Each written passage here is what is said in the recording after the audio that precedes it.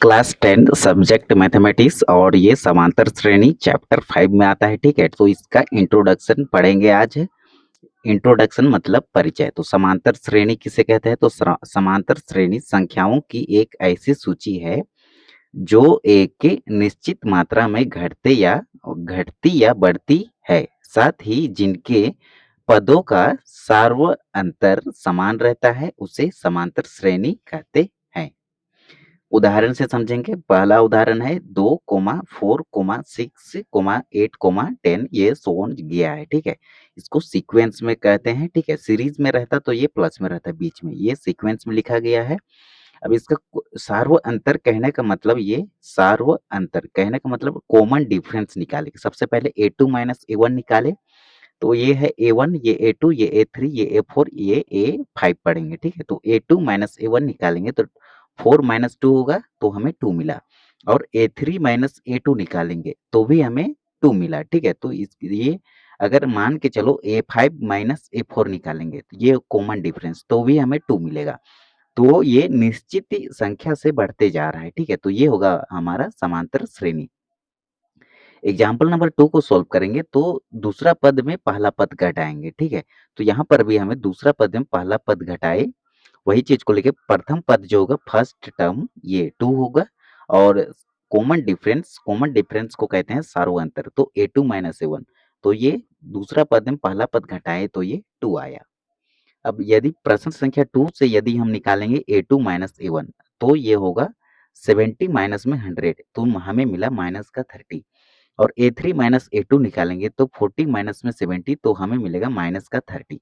तो देखो d का वैल्यू सेम आ रहा है, तो हम कहेंगे कि ये जो सीक्वेंस दिया है ये हमारा अरिथमेटिक प्रोग्रेशन है, मतलब समांतर श्रेणी है। अब एग्जाम्पल नंबर यहाँ पर देखो 2,4,6,8 ये सो ऑन गया है, तो a जो होगा हमारा प्रथम पद होगा, और a2 जो होगा ये वाला ये दूसरा पद होगा सेकेंड टर्म, ये होगा थर्ड टर्म, और ये वाला होगा हमारा फोर्थ टर्म। ठीक है, तो यदि प्रथम पद a को लिखेंगे a1, ये हो इसे हम लिख सकते हैं a plus 1 minus 1 d। 1 minus 1 zero, zero को मल्टीप्लाई किसी से करेंगे तो ये पूरा टर्म जीरो हो जाएगा। और a2 को हम लिख सकते हैं, a2 को a प्लस डी लिखेंगे। यदि a में 2 माइनस 1 करें तो, और a प्लस डी को हम लिख सकते हैं a प्लस 2 माइनस 1 डी। 2 में 1 सब्ट्रैक्ट करेंगे तो 1 मिलेगा, 1 का मल्टीप्लाई d से करेंगे तो d मिलेगा, तो a प्लस डी लिखेंगे। यदि हम a और d को जोड़ देंगे, ठीक है, a को जोड़े और इसका को जो कॉमन डिफरेंस निकालेंगे तो हमें 2 मिला। एक मिनट यहाँ पर देख सकते हैं आप, यहाँ पर देखो ये 4,2,4,6,8,10 है, तो फर्स्ट टर्म a है। ठीक है, फर्स्ट टर्म को हम लिखिए a। अब कॉमन डिफरेंस निकालेंगे, सार्व अंतर a2 माइनस a1, तो ये होगा d का वैल्यू। d इक्वल टू होता है a2 माइनस a1, तो ये हमें मिला कितना 2। तो ये दोनों को जोड़ देंगे, a प्लस डी है, दूसरा पद मतलब a प्लस डी, दोनों को जोड़ेंगे तो 4 मिलेगा। तो देखो ये 4। ठीक है, तो हम लिखेंगे यहाँ पर second term a2 equal to a plus D, और a3 इक्वल टू हम लिखेंगे a प्लस 2d, और a4 इक्वल टू लिखेंगे a प्लस 3d।